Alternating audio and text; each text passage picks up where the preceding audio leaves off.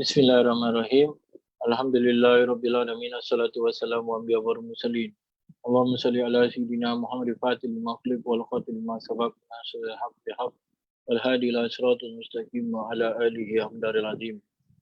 Alhamdulillah. Assalamualaikum warahmatullahi ta'ala wabarakatuh everyone. Wherever you are, we pray for your well-being, good health and in a state of good iman inshallah after Ramadan. So tonight, another episode of Real Conversation at Sud Ilahi Facebook Live. And tonight we have a special guest also, is Dr. Omar Mahmood, who was born and raised in California, but right now working in Qatar. A bit about him. He also studied at Darul Mustafa with Habib Omar bin Hafiz, a unique sort of personality and scholar who I have been hosting at Sacred Path of Love for the past 5 years. And Dr. Omar is a clinical neurosologist and licensed to practice psychology in California and in the state of Qatar, as I mentioned just now. He has conducted numerous neuropsychology evaluations of children and adults. He is also experienced in providing evidence-based psychotherapy. Dr. Omar is bilingual in English and Arabic and has worked as a consultant neurosologist throughout the Middle East and North Africa region. MashaAllah, interesting. Dr. Omar graduated from University of California, Los Angeles with a Bachelor of Science degree in biology, and Arabic. And he then completed a Master Arts degree and doctorate of philosophy degree in clinical psychology from Wayne State University in Detroit, Michigan. Dr. Omar completed his clinical psychology internship at the University of California, San Diego healthcare system. His internship specialized in neuropsychology assessment and child adolescent psychiatric services. He then completed a postdoctoral fellowship in clinical neurology at UC San Diego of Medicine, right? Inshallah. Prior to joining Sidra, Dr. Mahmood was a staff neuropsychologist at Executive Mental Health in Los Angeles, California, and assistant project scientist in the Department of Psychiatry at UC San Diego, where he was involved in cognitive neuroscience research on brain maturation and function. He frequently gives community lectures on topics of mental health, brain development, and psychology from an Islamic perspective. In addition, he has served as an ad hoc reviewer for various peer-reviewed scientific journals in the fields of substance use, psychology, neuropsychology, and neuroimaging, inshallah. Right, so amazing to have him tonight, a man of experience and knowledge in psychology and Islamic sciences. Now we welcome him on board, inshallah.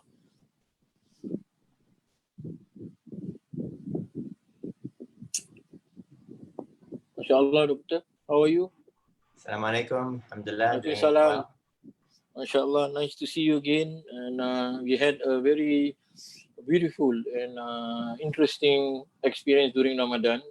And yes. Yeah, and so, MashaAllah, we are looking forward to tonight. And I think a lot of things that we like to share with you and also to listen to your experience and your knowledge so that we can learn the society way of seeing things in life and even for ourselves too.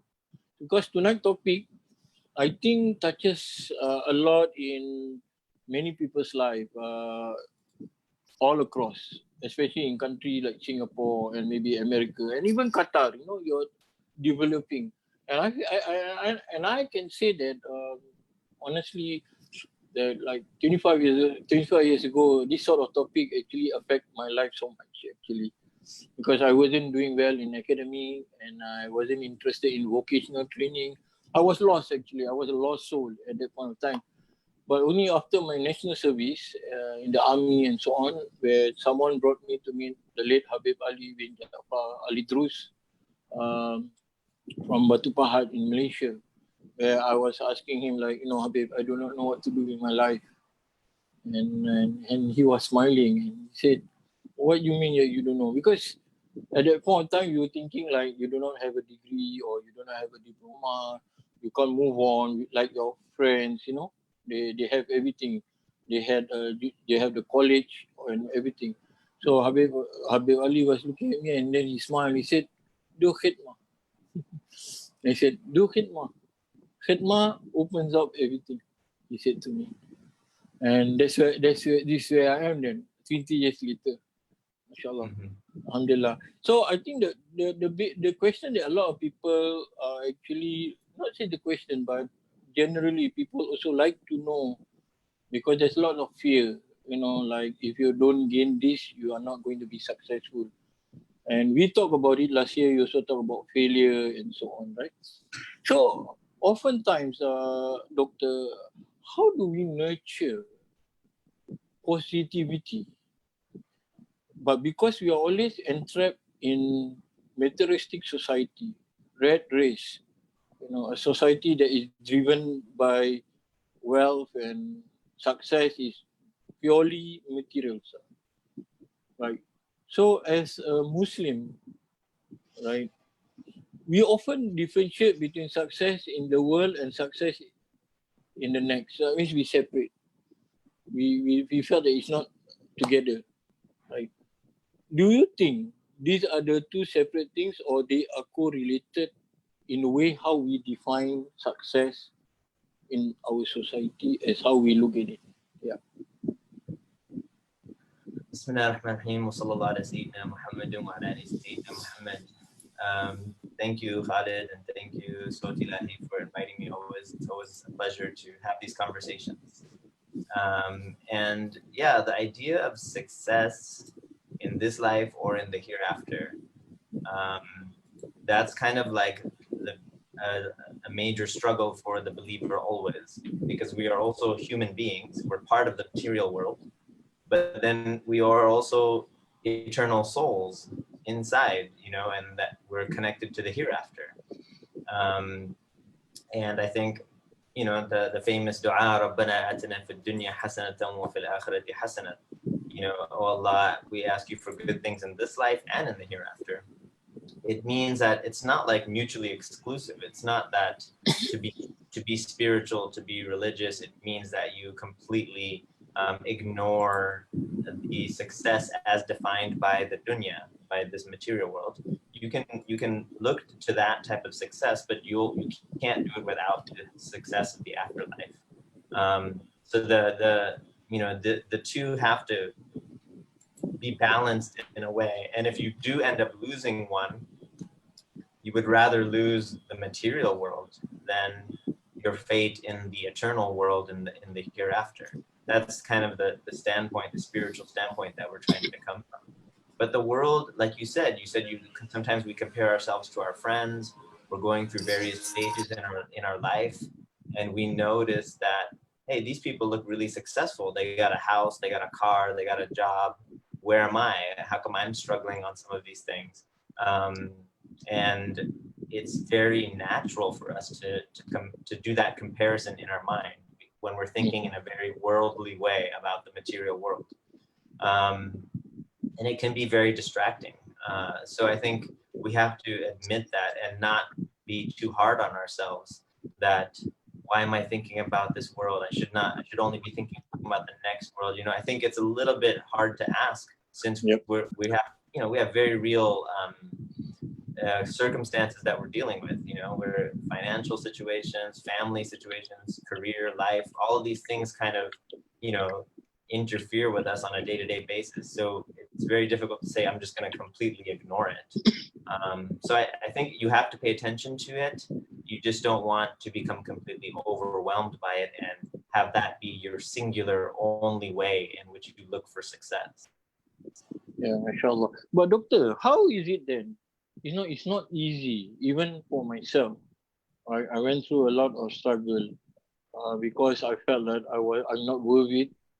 I felt that I'm way behind those people, right? And when I saw people going to work, and I was like, what, But for me, the escapism was the hardcore scene. I was in the music scene, that music scene actually helped me to grow in a sense that I find something that I'm comfortable with, like a home, and it bounces back, like it has the same mentality as me, like, we don't want to live in the corrupt world, we don't want to be, materialistic, we want to be like it's a cold hearted world.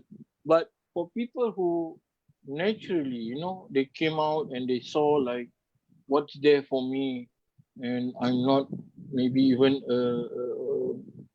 a diploma, like, for example,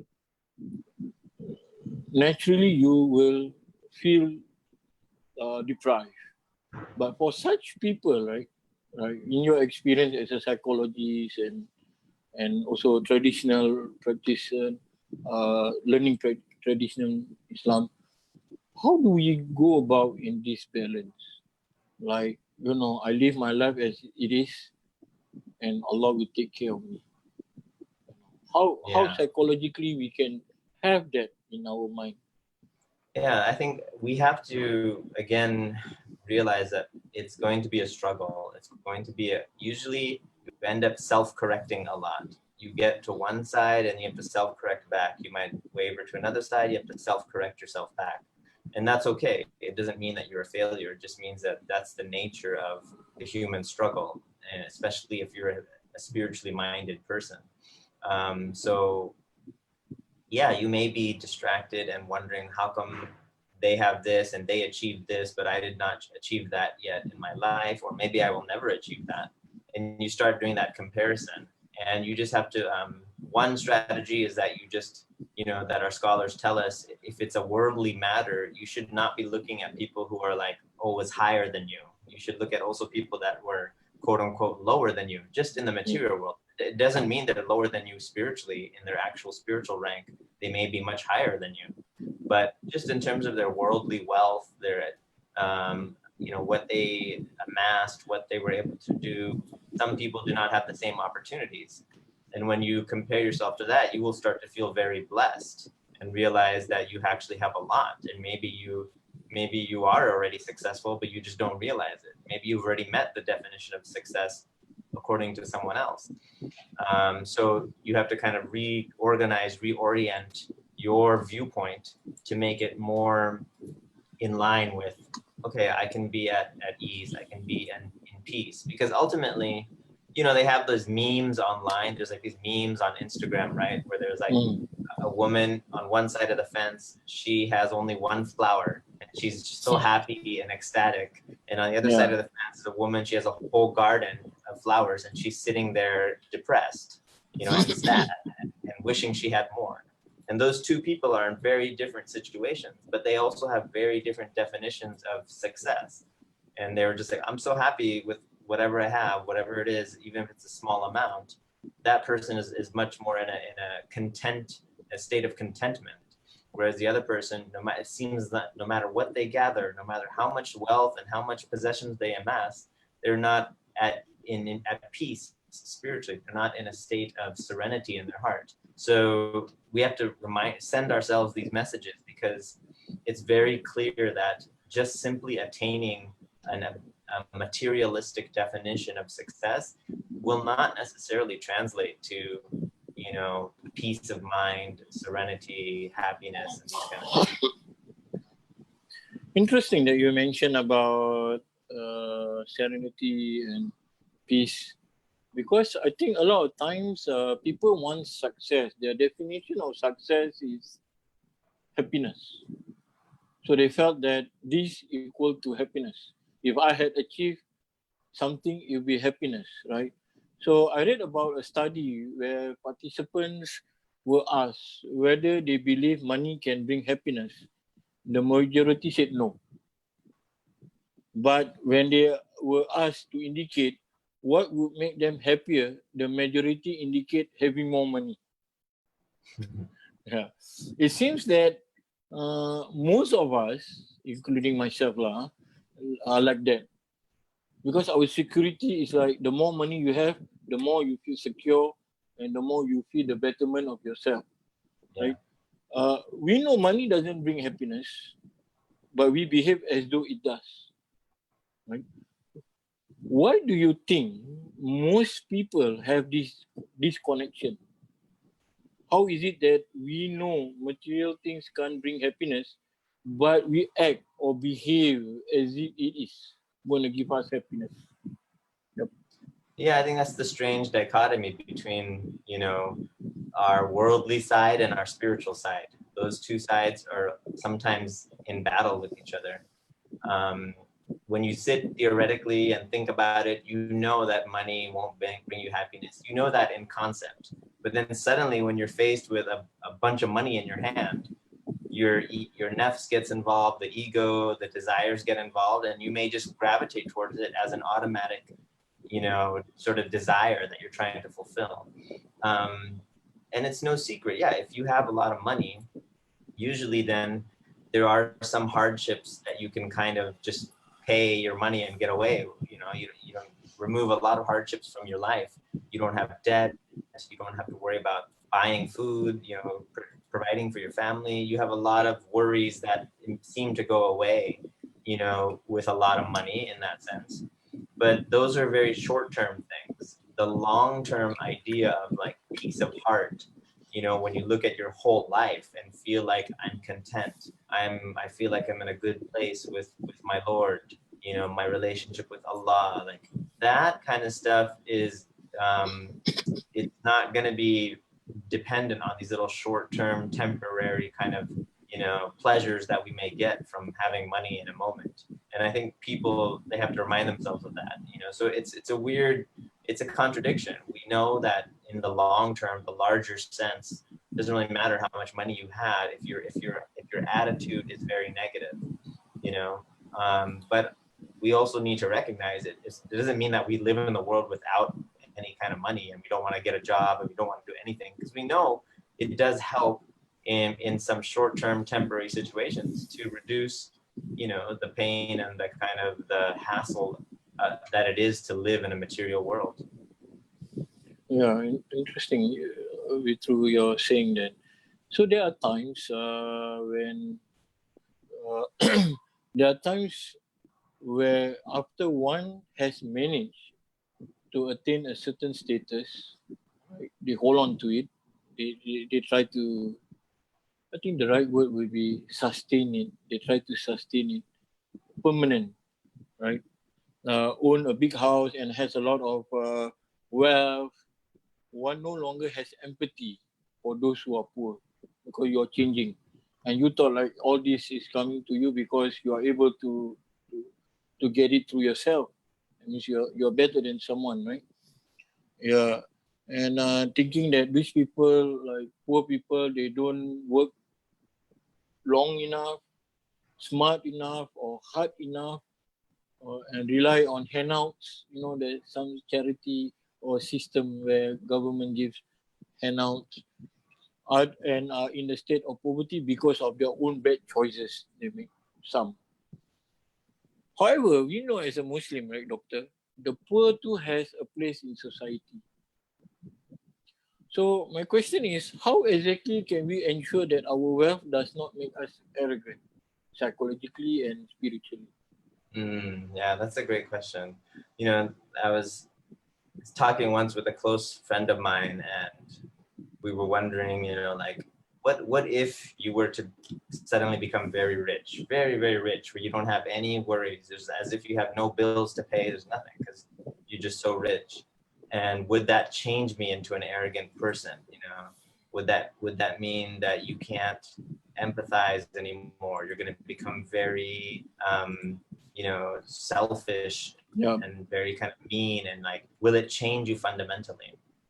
And I think it kind of depends on what you went through in your life. If you have experienced poverty, or if you've experienced struggle, then it's possible, if you can hold on to that memory, you will always be appreciative for the rest of your life. Whatever states you go through, you'll realize that, like, this is just the nature of the world. The other thing is, people have to remind themselves at any moment Allah could take it away. You know, it's not as if it came to you by the decree of Allah. It could leave you by the decree of Allah. You know, it's not really like just your own power and your own choices that bring you the material wealth that you gain in your life. It's whatever the rizq is that Allah has written for you. And so if you look at it from that standpoint, it really removes the ego and be like, oh, I accomplished this. I was able to do this. How come these other people can't do it? When in the reality, it's really Allah choosing to bestow certain blessings on us in a certain moment. And if you can keep that perspective, then, you know, I've met some very, very rich people who are extremely humble, you know, and I'm sure you have too. Khalid, you know, there's certain people, they're very wealthy, they have a nice home, they're able to host a lot of people, but they're also very, you know, khidma oriented, service oriented people, and they're very humble. They don't put themselves out there and think they're better than other people, because I think in their mind they know that God has given them a certain rank without them even like doing. It's not from their own doing, it's from Allah, His will. And so then when you realize that, you just feel like blessed and lucky to be able to serve, you know, and be a tool that Allah can use. Those are the most, you know, spiritually minded people. At the same time, you have to kind of also give a lot of your wealth in charity, in zakat, because it's the idea is that it can, you know, people believe it can corrupt you, and to a certain extent, that's true. You know, like the poor person has less opportunity to just simply be arrogant, simply be sinful, if in terms of, you know, access to things, money. So there's that as well. The mindset in the end is the most important thing, you know, keeping the mindset. And as our teachers would tell us, you know, our mashayikh from Hadramaut, they would say that the dunya, you need to keep it in your hand, not in your heart. You know, once it starts to enter the heart, then you start to chase after the material world as if that was going to fulfill your desire. But if you just use it as a tool, you simply look at it as a tool. You're not attached to it emotionally. I'm attached to it. If it comes, it's great. If it goes, that's by the will of Allah. You know, like you have to have this kind of a nonchalant attitude towards it, which is also difficult because you still have to fulfill your responsibilities. You still got to pay your bills. You know, you can't. It's a weird balance that we have, and I know it's not easy all the time, but it's that attitude. At least you have to have that mental mindset. MashaAllah, Doctor. Thank you very much for the details in explaining to us in everything that nothing wrong being rich, but there is something wrong being rich also if you're not careful with what you do with your wealth and so on, inshallah. I think the problem today is that people are so literal. People are so straightforward in the sense that they do not know to see things beneath what it is. Like, you know, the Sahaba used to be very rich, and some of the Sahaba, I mean, like Sayyidina Abu Bakr, Sayyidina Uthman ibn Affan, Sayyidina Abdul Rahman Auf, you know, they say that they were millionaires during their time. But getting to that also in today's context, they will always say that to be rich, you have to have a proper, good education. And I know some scholars disagree with it.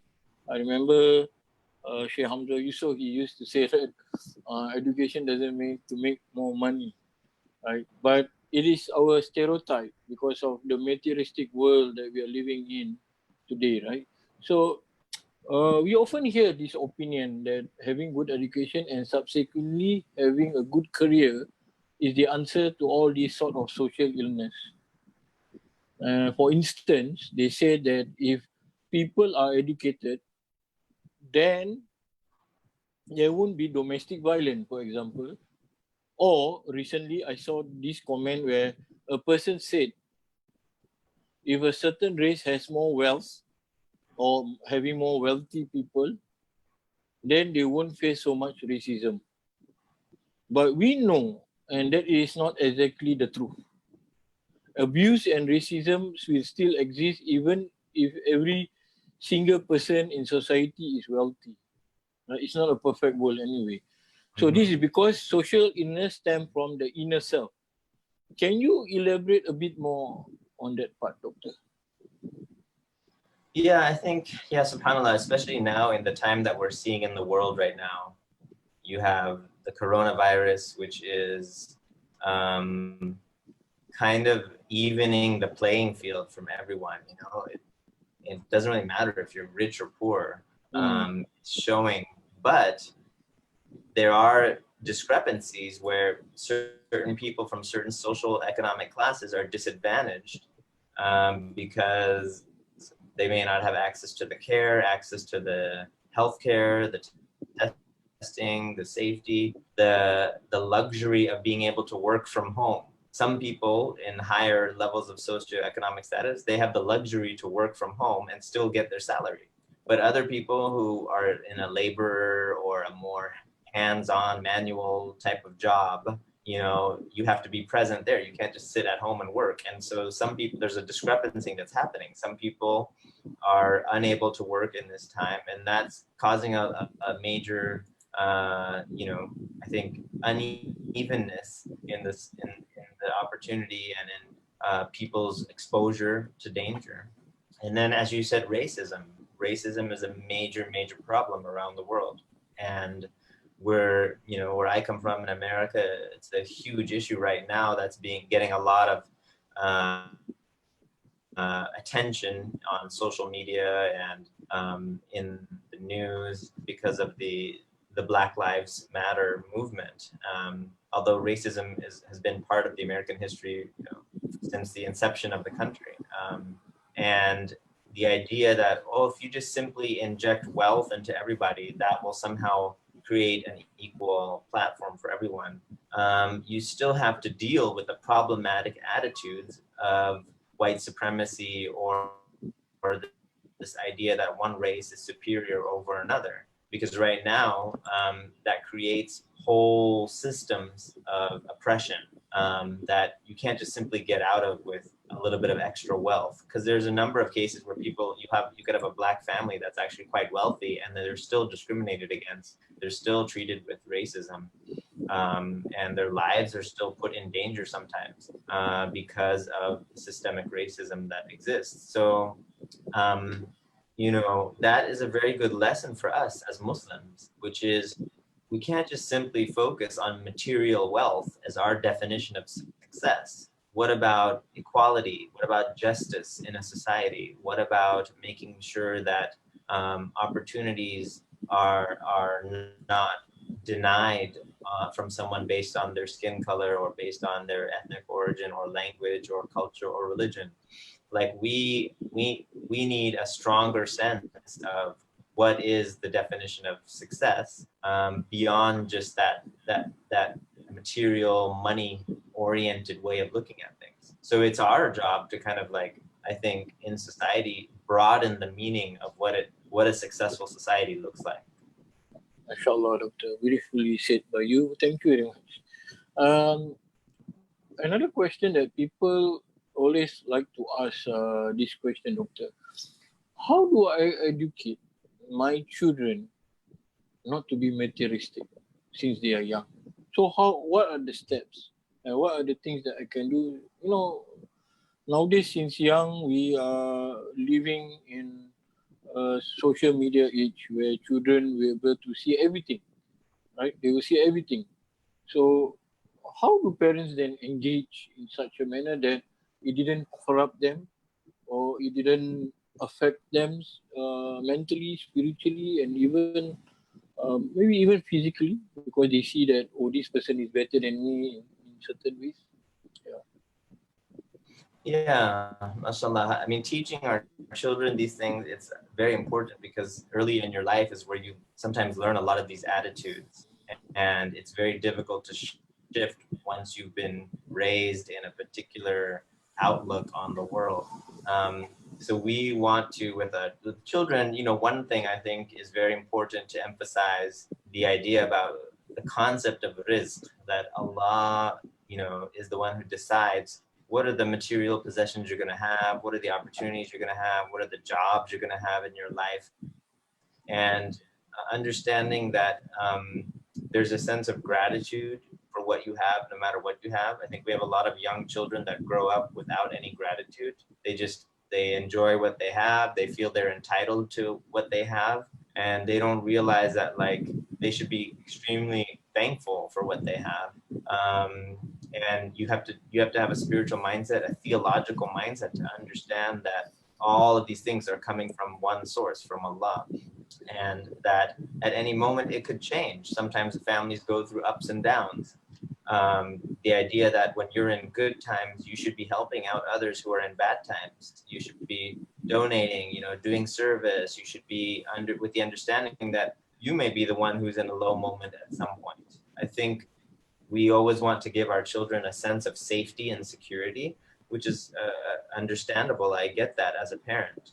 But I also want to teach my children that the world is a place of tribulation. It's a place of tests and trials. And so the less attached you are to the world, I think the easier time you're going to have going through those tests and tribulations, because you won't be as disappointed if you lose out on something or something turns out a way that you didn't exactly expect it to be. So teaching them that, the same concept that the dunya is a tool for us, but it is not the goal. It is in and itself is not the goal. And that could be money, that could be wealth, that could be status, fame, even, social media is a very, very challenging thing for many children, young people, because they're always looking for likes. They're looking for people to, repost their posts. They want subscribers and followers, That's the current way that social media is teaching our kids to think. And we have to kind of do the opposite and tell them that's not the point of it. If you want to produce some content, if you want to put something artistic out, then great, that's your service, that's what you're doing. That should be your point, not really how many likes you get or how many followers that come out of it. So we have to kind of keep sending these messages consistently to our children, that we as a spiritual people, we have a different whole set of definitions for success than maybe the regular materialistic society has. And you just kind of keep emphasizing we're a little bit different. We look at this, we look versus that. And, it's kind of a tricky thing, because some people will say you should take your child and go visit a poor place and show them what poor people live like, so they feel more thankful. And I get the idea behind that, but the possible problem with that is then you're sort of objectifying the poor people. You're kind of using them as like a prop, and maybe that's not the most dignified way to visit those people and help those people. And you're kind of teaching your child that, you can be their savior, you can be their one to help them out. So you got to make sure the messages are very clear. I think, though, the idea of visiting a more simple, a more traditional way of life, whether you go visit relatives in a small village or you go travel and just see parts of the world where people live differently, the child then learns, oh, the way that I live my life, that's not necessarily how people around the world all live their life. And you want them to have a sense of appreciation, to compare and to understand, oh, this isn't just entitled to me and I deserve this and I always get this. Not necessarily true. If you look around the world, people live in many different kinds of circumstances. So teaching the child that is a tricky thing. You want to do it in a way that still gives them the lesson, but also does not treat someone else with disrespect or lowers the dignity of someone else. MashaAllah, Doctor. Beautifully again, you explain everything in detail. SubhanAllah. May Allah preserve you. But Doctor, there is always this idea or thoughts that we always know. Maybe you're from America, in California, there will always be a ghetto area, they call it ghetto. And in fact, in many parts of the world, we do have such places where they call it ghetto and where the poor people always live. And there is always a huge stigma that these poor people are not meant to be successful. And they are not able to get a good grades in school or good career or even start a simple business. And it's like as if they are condemned, and I use the word condemn, I don't do it because people condemn them, right? They are condemned to the point where there is no hope, there is no success for you, so you got to take it whatever there is for you, right? So how do we understand this psychologically and spiritually? And because Allah subhanahu wa ta'ala is fair, is just, and Allah himself said that in the Quran, where we know Allah said He will not change the state of the people until they themselves change themselves. So how all these are related? And is it to say unfair for children who brought up in such an environment? Yeah. Yeah, mashallah, that's, that there's a lot in that question there, but and I'm, for me personally, these days I'm very kind of consumed by what's going on in the media and what's in the situation in America right now. With the more and more people learning, getting more introspection, understanding how privilege works, and understanding that there's parts of the society that are systematically oppressed, and it has nothing to do with their own abilities or to succeed or to uplift themselves. It's actually built in a way where they're kept under an area of oppression. And like you said, there's cut off from opportunities. So you can't learn, you can't expand, you can't get economic opportunities. All of that is by design, and it's by human design, not by Allah. It's not by Allah. It's by people basically abusing the blessings that Allah has given them, and then they try to oppress other people so that they can somehow maintain and increase their wealth. And it's our responsibility to learn about this first and understand where we can be allies to the people who are being oppressed. In the end, the Muslim always stands with the oppressed people. Even if you have to stand against your own community, if there's oppression within your community, sometimes you have to speak up and stand up against your own community. So this is something that we have to kind of understand and get this mentality out of our mind. Nobody is destined to be a failure in this world just by the simple rank of their color of skin or where they live, what part of town they come from. Everybody will go through ups and downs in life, and we don't actually know, I don't know what you're destined to be and what I'm destined to be. Like, I can't define all those things. So we have to understand that, but that's different than systematic oppression that's reducing a certain people to a certain place in society and not allowing them to uplift themselves. So we need to do our part and be very introspective. It still applies.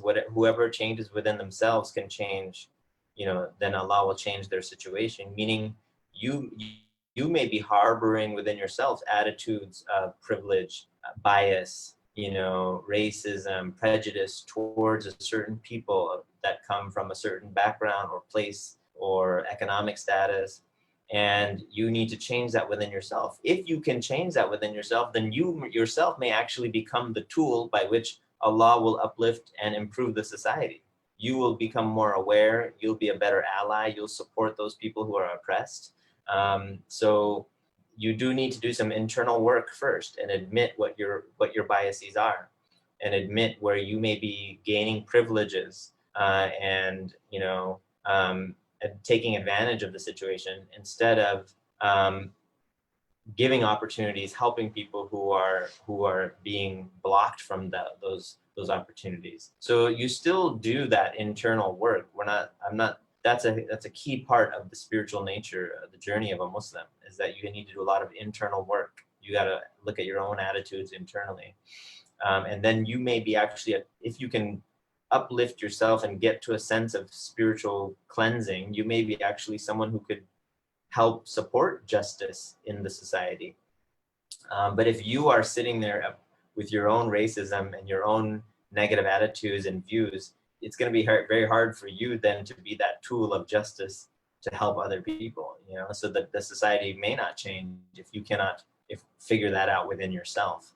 But I think this idea that those people are always destined for failure. One, it's whose definition of failure and success are we talking about? And as I pointed out before, there are people who we assume are lower than us, who are less than us because of some outward physical or materialistic reason, but actually inwardly and spiritually, they are way above us, high ranking above us, closer to Allah. And if that's the case, then you really got to be humble, man. You got to be like, I can't really look at my material wealth and somehow define that as my rank spiritually, how I'm going to end up in the hereafter. So that's another thing that we have to kind of constantly keep in mind.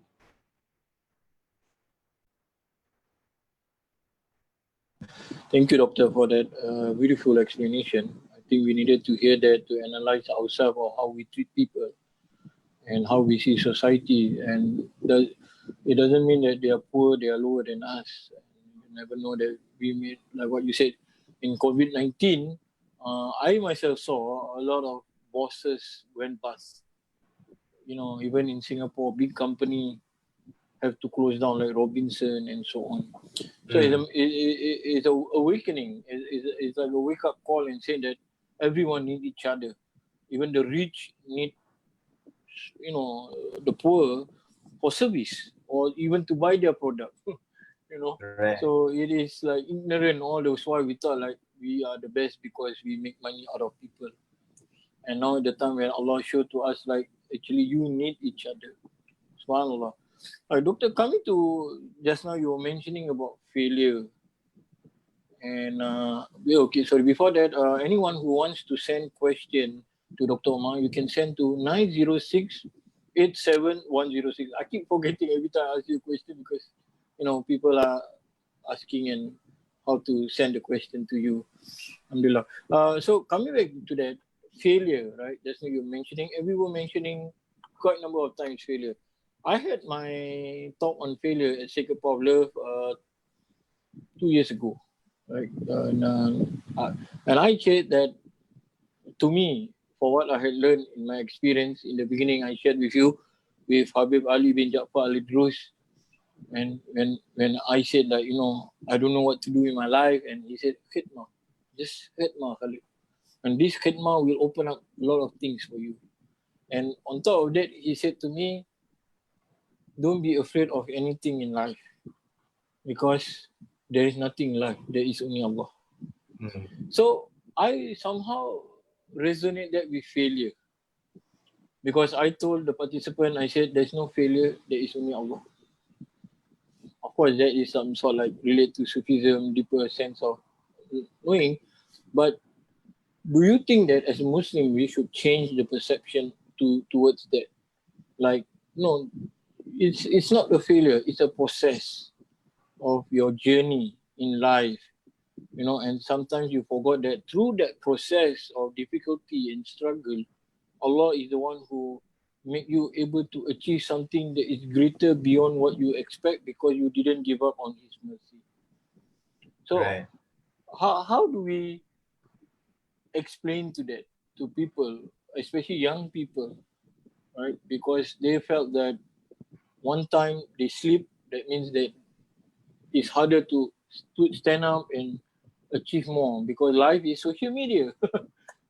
Life is like, okay, how many likes I have and this is who I am, but boom, it's not who you are. You have to struggle. You have to go through this process of a lot of things that make even you lose yourself. Right, Doctor? So how do we explain them? Or can we say there's no such thing as failure? Yeah, mashallah. I think it goes back to the same idea of definitions, right? How do you define failure? How do you define success? Some people, there's a, I've talked about it before, but how I train jiu-jitsu, and in the jiu-jitsu community, they have a very common saying, which they say is, there's no losing. You either win or you learn. Like if you tap out to someone and that your opponent is able to defeat you, you can still take that as a learning moment. And reframe it in your mind that, okay, this wasn't a loss, this was actually a learning opportunity for me. And that I think deals with the attitude that there is no actual failure in life. It's just, you know, learning opportunities, different ways in which you can see success manifest. And at the same time, you know, it's easy to say that, but then if someone is dealing with something very difficult in their life, a loss of a loved one, a loss of a business, a loss of, you know, a marriage, you know, a work, a job opportunity, something that's very devastating perhaps to you, you know, you may feel in that moment like you failed, and that's okay. That's a human feeling that we all go through. And the major thing is, though, do you allow that to define you? Do you allow that to be something that weighs over you for the rest of your life? Or do you take it in that moment? You maybe have some time of feeling upset and sad, and then you reshift your mind and you move on to something else. And still, you can even have the memory of that failure, but you're using it as a motivation or a sense of a learning point. I learned this about myself, or I learned this about the world because of that experience. And that way you can still utilize it in a positive way. So I think there, in that sense, if your goal is to just, you know, some people, they get very focused on failure and they say, I'm a failure, I'm never going to succeed, this is going to be me. And I usually tell people like that, like, maybe you just have really high standards or definitions of success. You know, for some people, if you have a chronic medical condition, the fact that you just woke up and you know, and took a walk and drank some water, that's success. You're like, great, I had a good day. The rest of the day doesn't really matter. I've defined it. I won today, you know, by simply waking up and doing a few activities, you know. So we have to also understand that, like, you know, maybe if we just shift our meanings, that's a very simple example I'm giving, obviously, but the concept still applies, which is there are certain very basic things that you could focus on, and you still think about Allah. Did you make dhikr today? Did you make your prayer? Like, did you just say one, you know, dua today? That alone may be your definition of success. And you say, okay, great, I won today, I had a win. And then every day is like that. If someone has that attitude, it's very hard for them to feel like they failed, because everything else is extra to them. You know, that's just an extra added benefit, that if I was able to achieve something more beyond that. You know, so I think we also have to remind ourselves that it's very helpful to have the spiritual, theological understanding in your mind. Allah never makes a mistake. God never makes a mistake. So if you're sitting there and you're thinking, oh, this is all wrong, I should have been here, but I'm here right now, you're implying that somehow God made a mistake. You're in the wrong situation where you should be. You should actually be in a different situation. But maybe you are exactly where you should be in that moment, to learn something, to maybe meet someone, to help someone else. Maybe it's not about you. Maybe it's about someone else you're actually helping in that moment. If you can reframe it in your mind, then and always remind yourself that Allah had some plan. You know, we're not just placed on this planet for whimsical purposes. We're placed on this planet for a reason, and Allah has a plan behind everything that we experience. It's not just a random set of occurrences. Then I think that also helps to reframe the idea in your mind, to help you realize, okay, maybe I shouldn't consider this a failure. Maybe there's something to gain out of it. Maybe there's a learning piece out of it. Or maybe this is just the nature of being in a place, the dunya, which is filled with tests and tribulations. And that's okay too. You know, the hereafter is what we're really after anyways. MashaAllah. Beautifully said, Doctor. Thank you. I have few questions coming in now. I think I asked this first question. Dear Doctor, I used to earn $8,000 a month, and I'm a senior manager of certain company. He doesn't want to reveal it, right? What happened to me was that it was it was a fine gradual growth on my career, right? But suddenly, after I earned 8,000 for 4 years, I thought that was like the pinnacle point of like I made it. I really made it. 8,000. I never thought that I will be earning such income, such amount in my life. But somehow after 4 years, suddenly I felt the void in my heart. I felt I felt there is something missing, or I couldn't find the peace that I'm looking for. I pray and I seek for peace, but somehow I could not resonate to why I'm feeling the conflict in me. I decided to quit my job 2 months ago, and fatally, it was COVID-19 too. So my question is this: how do I deal with myself right now? I'm in such a terrible state, doctor. Mashallah. May Allah make it easy, inshallah, for everyone I who's mean, um, going through difficult times, difficult financial times, family times, life, daily life is struggle, and the COVID-19 doesn't unfortunately help for many of us. So we pray that Allah eases the burden and I mean, grants a sense of peace and serenity in the hearts of our brothers and sisters, and I mean, removes and dispels their sadness. Um, that's a very interesting point, though. It's like you make a certain amount of money, and then after a period of time, the nafs is not satisfied. It wants more. It starts to get bored and feel like, okay, what's the big deal? I'm making this amount, even though a few years ago that would have been like, oh, I made it, I'm successful. But then after a while, this is the nature of humans. We become complacent, and we start to think, I want more, or this isn't really a big deal anymore. This is just boring, and you start feeling empty inside, and you start maybe not appreciating what's around you. So you have to do this active exercise of being mindful and being aware of your blessings. It's not easy. It's a spiritual skill that you have to just develop and practice, which is looking at your situation and trying to count up the things that you want to be thankful to Allah for. You start with very simple things like your physical health, your ability to breathe and sleep and eat, or people in your life, or your ability to see the sun, or feel the rain, or eat a piece of fruit, very simple things. And you'll start to realize you cannot count up all the blessings that Allah has given you in your life. It's just impossible. There are too many to count the number of them.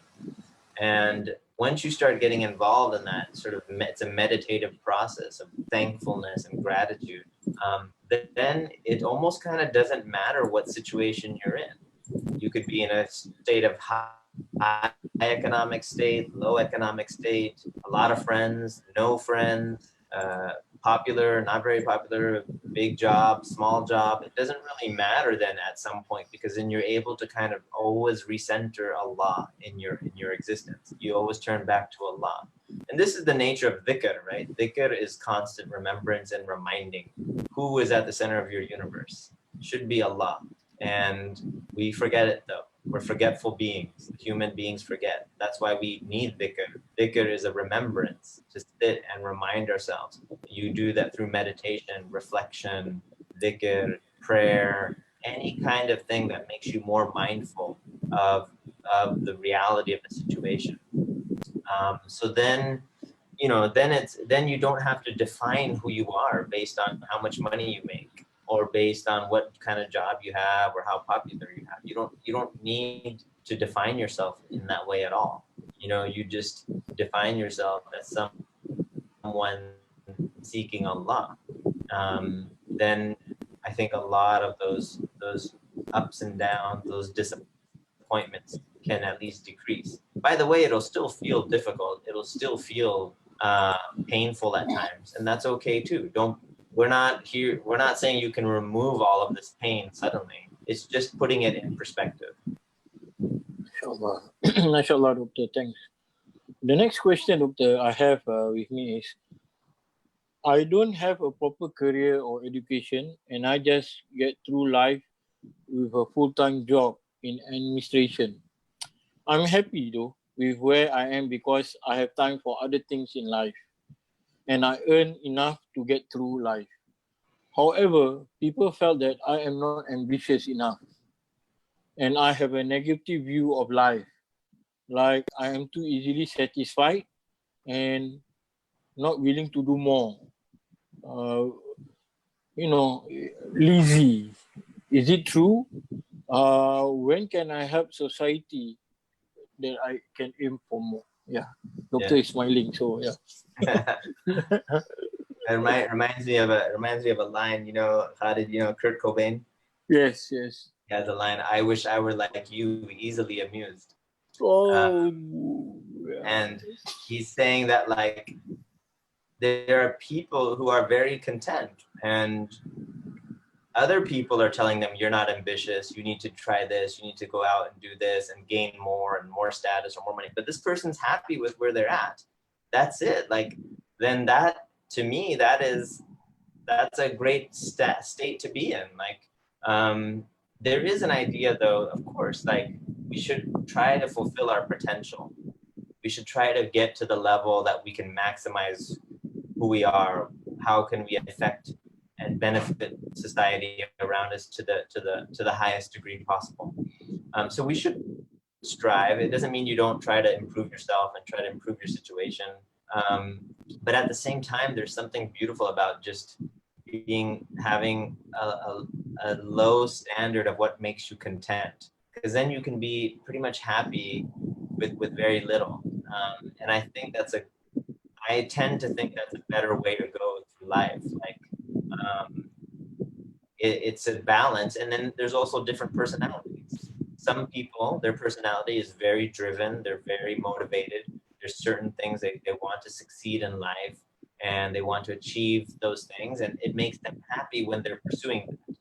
Other people, they're more content. They're not necessarily in that high competitive mindset, and their personality is different. So I think we need to respect also that we have individual differences. Some people are more in one personality, some people are more in a different personality, and that's okay. We don't have to all be in the same kind of mold, pursuing the same type of thing. So in the end, it's just kind of like, are you happy? Okay, good. Are you happy? Okay, good. Even though they're doing two different things, if they're both happy, then mashallah. Yeah. Inshallah, Doctor. I think people need to start listen more to Nirvana and Pearl Jam. That's key. The next question is about someone who we often got this those who are infected with COVID-19. They're watching us live. Every now and then we have they sending me message or question. So this brother, he's been in for 50 days, and he says that he's still going through every week or certain days the swab test whether they still have the disease virus. So he says that at certain times he feel like dropping everything in life, and at certain time he feel, I'm going to pray, I'm going to be focused on Allah. So it's like a topsy-turvy kind of relationship he had with his nerves and with his soul, I would say, right? So how do we find wisdom, Doctor, in trying to find that balance? You have to submit to Allah, but at the same time you have to let it go. Yeah. It's not easy. Yeah. It's very difficult, and I pray Allah blesses all those that are afflicted, and Ameen. heals those that are sick. May Allah give them all shifa. Ameen. I think, but you said it exactly right. It's a constant struggle. It's up and down. It's never one simple thing. Like, you should, if you're in that state, our scholars would always say, like, tahuran, inshallah, you can consider it a cleansing of your sins, and you're like actually happy that Allah is putting you through this tribulation, because it's gonna lighten your load on the day of judgment, because you've been cleansed by this. But also it can be very demoralizing, and you just feel like low motivation. You don't feel very engaged. You don't feel very, and it may differ from day to day, and that's okay as well. Like, don't be too hard on yourself. Like, we will have moments where you seem more spiritually in tune, and there are other moments where you just feel like you're completely disorganized. You feel like you don't know what to do with yourself. And I think it's just keeping that long-term goal in mind, keeping the long-term in mind, that like, okay, where eventually do I want to be in my relationship with Allah? And even though I'll go through these little ups and downs, I'll know that there's a longer term goal in my mind, which is to get to a place where I feel more at peace in my heart. And so I think the question that you described, it's very typical of people who go through tribulations like this, especially if it's something chronic over time. You have moments when you feel very up and motivated or spiritual. You can feel very zen, like meditative. And there's other moments where you just feel like, I'm tired of this, man. I'm tired of feeling this way. But that's the dunya, man. The dunya is a place of feeling tired and tribulations. So you're actually just feeling what is meant to be felt in this world. Inshallah. Thank you, Doctor. This last question, Doctor, is a common question in Singapore and maybe even in Malaysia. I'm not too sure about elsewhere. It's about marriage, and you own a degree and you are not married when you are 34, 35 as a woman or man also. So the question is like, this person, I'm not too sure whether it's a brother or sister, is saying that pretty disturbed by the situation that people are pressurizing her to get married, or him to get married. But he or she doesn't find that, and it's not because they are too busy with career, life, and everything. No, but it's just that they don't find the urge yet. But the parents, the immediate families, and all that, they come down hunting on you. But at the same time, you are not ready, and you do not want it.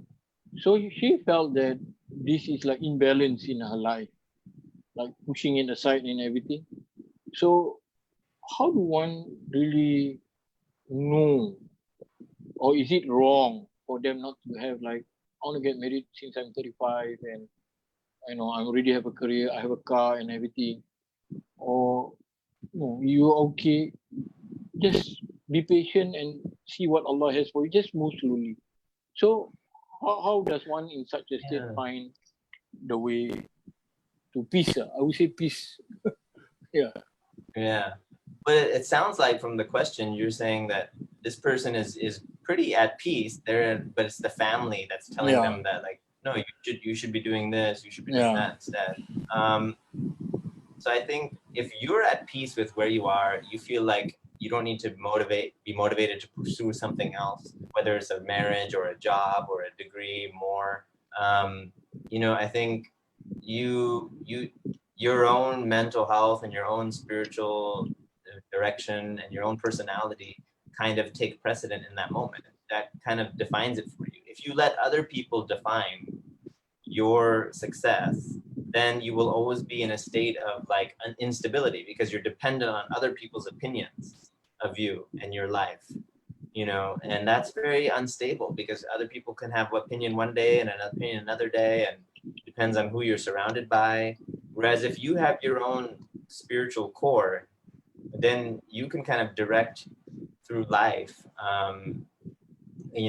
in a state of contentment, because you're not worried about what other people think. So I think I encourage people to, find whatever it is that keeps them sane, keeps them stress-free, keeps them focused on what is important in life, and not necessarily have to follow whatever the family or other people or the friends are telling them, as long as it's within, Islamic understandings and guidelines. Yes, it is recommended to get married, but not everybody gets married. Even some of the great scholars in Islam, they never got married, and nobody would say that this person was lacking in their life or there's something. We have to respect the individual differences as well of people, and respect that people have their own personalities and their own ways that they go, and if they're not violating something, they're not doing something that's a direct violation of Islam or anything, then it's fine. Inshallah. Thank you, Doctor. So with this, we have end this Q&A and also interview, Doctor. I believe it's a very interesting night with you, as usual, as always. Thank you very much, Doctor. I think our society need you more, to hear you more and listen to your advice and your knowledge. MashaAllah. It's very rare to have someone like you, seriously. And we pray that Allah preserve you and your family, that Allah continue to grant you good health for you to continue your work. I just need a favor from you before we end this. We need your closing dua. Oh, mashallah. Sure. Yeah, and thank you for inviting me for the talk, Khalid. I always enjoy it. And it sounds like you have very interesting questions, and the community is thinking about very deep, spiritually meaningful things. And I just wanted to say that, being successful is a tricky thing, and we're always told by other people what is the definition of success. And I think if we can have people look toward the Quran too, the Quran has the word muflihun, people of success, and you'll find it in many different verses in the Quran. And so I advise people to just, look up those verses where they talk about the people of success and what meanings. And each verse is slightly different, that you can get it from a different angle, but it'll help you give that spiritual context as well. So I ask Allah to forgive us, to accept from us all of our acts of worship. Al-Fatiha. Oh Allah, we ask you to protect us, to guide us, to keep us on the straight path. Oh Allah, we ask you to remove all systems of oppression and all systems of racism that are oppressing and holding down particular members of our societies across the world. Oh Allah, please empower and strengthen, give aid to our Black brothers and sisters who are oppressed, brown brothers and sisters all across the world who may be under systems of oppression and colonialism. Allah, we ask you to bring health and healing to the people who are suffering from illnesses, from the viruses, and from all types of tribulations, and to dispel from their hearts and minds all sadness and anxiety. And upon the intentions of our righteous predecessors, with Hadrat Nabi Muhammad, Allahumma salli alayhi wa alihi al-Fatiha.